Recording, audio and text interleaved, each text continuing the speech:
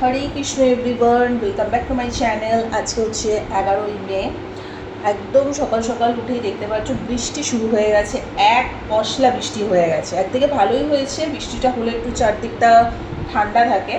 তো সকাল সকাল উঠেই পুজো টুজো দেওয়া হয়ে গেছে এবং আমাদের বাগানে এত থোকা থোকা সমস্ত জবা ফুলগুলো ফোটে আর নিজের বাগানে ফুল দিয়ে পুরো মন্দিরটা সাজানো হয়ে যায়।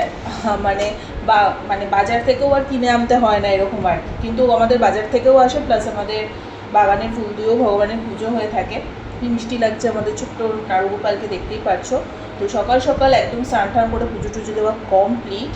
তো আজকে আমি মা ভাই তিনজনে যাবো হচ্ছে দক্ষিণেশ্বর।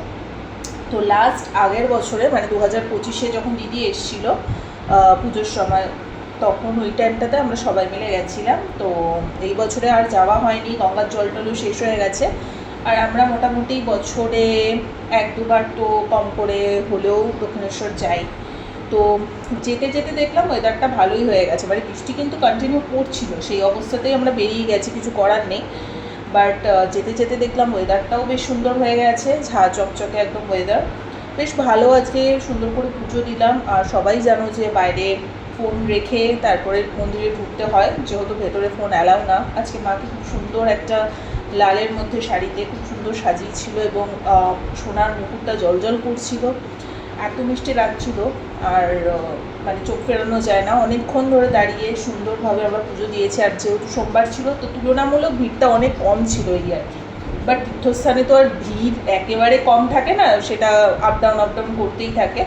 তো যাই হোক, সুন্দর করে পুজো টুজো দিয়ে এখন একটু যাচ্ছি গঙ্গার জলের দিকটাতে, মানে গঙ্গার জলটা নেবো, ওই জন্য গঙ্গার পাড়টাতে যাচ্ছি। যাওয়ার মধ্যে দেখলাম যে বেশ কিছু বাদর ওনারাও নিজেদের নিত্যলীলা করে যাচ্ছে আর কি। এটা দেখে আমার কাইন্ড অফ বৃন্দাবন ধামের কথা মনে পড়ে গেল হঠাৎ করে। এখন তো চারিদিকে যেদিকেই তাকাই আমার সব দিকটাই বৃন্দাবনই লাগে। তো যাই হোক, তো মা গঙ্গাকে তোমরা একটু প্রণাম করে নাও। অনেক দিন পরে আসলাম, অনেকগুলো মাস কেটে গেছে তারপরে আসলাম। আজকে ভোগও খেয়েছি, কিন্তু একদম ভেতরে যেহেতু ফোন অ্যালাউ না, কিছুই দেখাতে পারিনি। দক্ষিণেশ্বরে ভোগটা খেয়েছি আমরা, 100 টাকা করে কুপন নেয় ভেতরে, ওদেরকে বললেই ওরা ব্যবস্থা করে দেয়। আমরা অবশ্য গিয়ে কুপনটা পাইনি, কিন্তু ওদেরকে ঢুকিয়ে দিতে বলেছিলাম, তো 100 টাকা করেই নিয়েছিল। অনেক কিছু আইটেম দেওয়া হয়, তো তোমরা যারা দক্ষিণেশ্বরে ভোগ খাওনি ডেফিনেটলি খেয়ে দেখতে পারো, খুবই ভালো লাগবে। আদ্যাপীঠের থেকে আমার খুব ভালো লাগে দক্ষিণেশ্বরের ভোগটা খেতে।